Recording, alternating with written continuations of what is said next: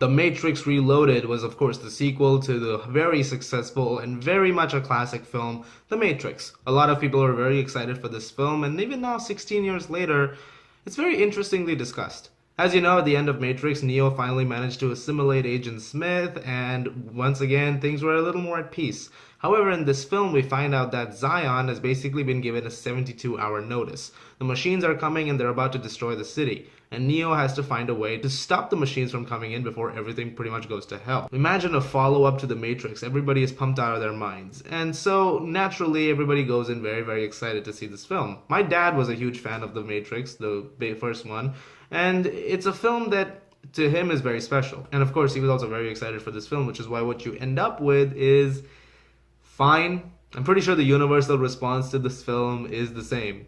It's fine. Let's talk about the film in terms of why a lot of people were disappointed by it. In my opinion, it's really because between this and the first Matrix film, there is a severe lack of depth. One of the things about The Matrix that I talked about, which I think is one of the most fantastic aspects of that film, was that there were a lot of philosophies and a lot of concepts and ideas to it. There were a lot of ways where you could discuss it and a lot of ways you could interpret it, and even to this day while watching it, there may be one or two things that you'll notice differently and you'll be like, yeah, actually you can look at it from this perspective as well.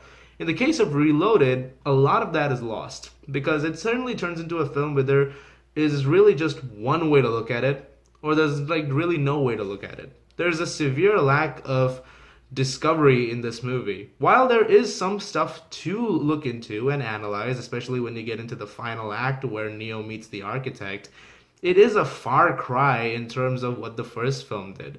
And also a lot of it feels pretty stale because a lot of it's not answered. And even when you get to Revolutions, which we'll talk about next week, there's a lot of it which is still not answered. So you end up with a lot of questions that feel kind of unresolved, and that's how this film feels in regard. While the first one was very complete in telling its story and what it's trying to show in its discovery of the Matrix for that specific period, with Reloaded, there's definitely a lot of moments where it's trying to be a little more than it is, but it just feels so much more detached and so much more shallow compared to what the first film had to offer. Also in this film, what does take a dip is also the dialogue and direction. The first one was very slick and a little more confident in the story it was trying to tell, while it was very daring and very ambitious. This one, on the other hand, does feel a bit more lax, and it takes a back seat.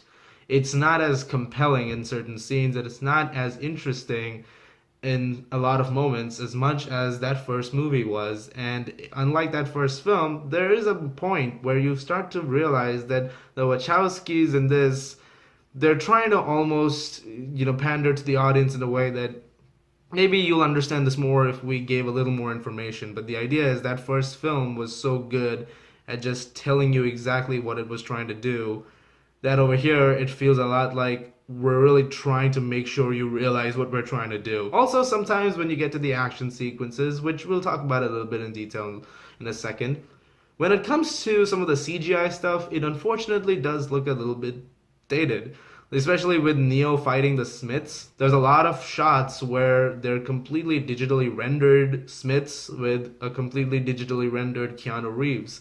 And those don't quite work as well. And that is one of the biggest things about this film. It kind of detaches you from the scene. Because even though it's very intense and it's very exciting, at times when you're seeing shots where you see this fully animated, computerized Hugo Weaving jumping towards Keanu Reeves and being knocked out by a beam, it just feels so fake, and it takes you out of the scene completely. And finally, one of the last negatives I have with this film is that unlike the first film, which was more raw and brutal, and you really felt for Neo, there's a certain detached method to this film in that while he's in these fights, he's basically unstoppable. So there's not so much sense of like, oh my god, he can't make it out of this in terms of action sequence. I'm not saying this is a bad movie at all.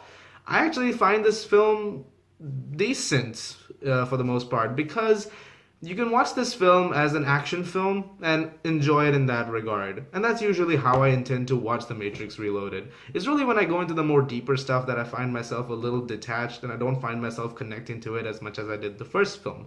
But I do have a lot of positives for this film that do extend beyond that, and certain aspects of the film that I enjoy that make me enjoy the film overall. While I did say the CGI doesn't quite work always, the action sequences are the most enjoyable part. It is enjoyable in that fun popcorn way. The Smith versus Neo sequence is still a very enjoyable sequence, and I go back to it a lot.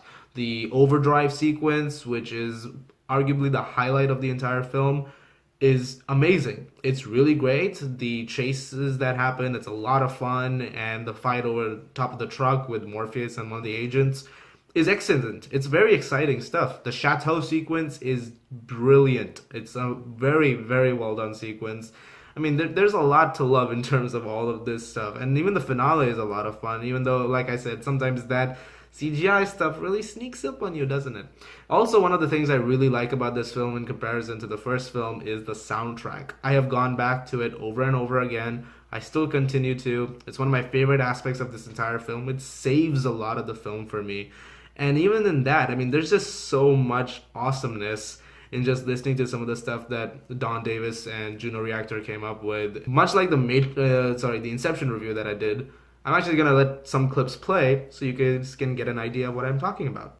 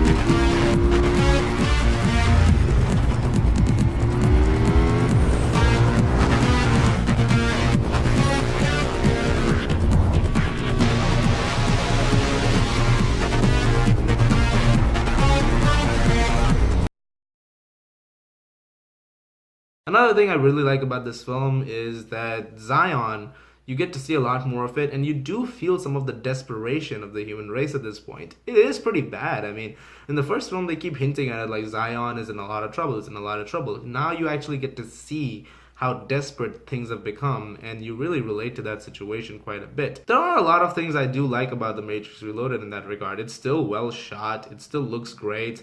Like I said, I mean, while that some of that CGI doesn't quite hold up, the action sequences are phenomenal. The stunt work is amazing. Keanu Reeves is a brilliant, brilliant stuntsman, and he's a great actor too when he's really given the chance to shine, like in the John Wick movies. And I have to give credit to the fact that while this film does suffer a bit in terms of that narrative and in terms of the more depth related aspects that the first film has, the ambition is very clearly there, and the Wachowskis, they've done a really great job in terms of really trying to make a lot of it work. And it's very undeniable. You have to give them credit where it's due in that they're having a lot of ideas which they've, and while not quite done as well, there's still a lot to appreciate in the fact that they tried.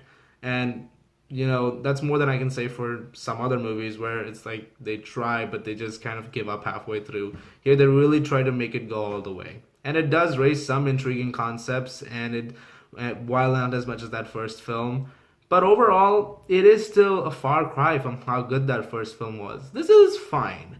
It's enjoyable. As a popcorn flick, it's great. It's a lot of fun. But if you're looking for something more deep, that's where the film kind of falters. I'm gonna give The Matrix Reloaded a 7.5 out of 10. I know things have been a little vague, and I've kept things a little vague in this review for a reason, because when I get to Revolutions, I want to continue talking about those a little bit more. because I feel like a lot of this film's small problems really carry into much bigger things once we get to that film. So we'll talk more about those there. As always, thank you so much for watching, guys. I really appreciate it a lot. As always, if you like this, please do subscribe, and I'll see you guys at the movies.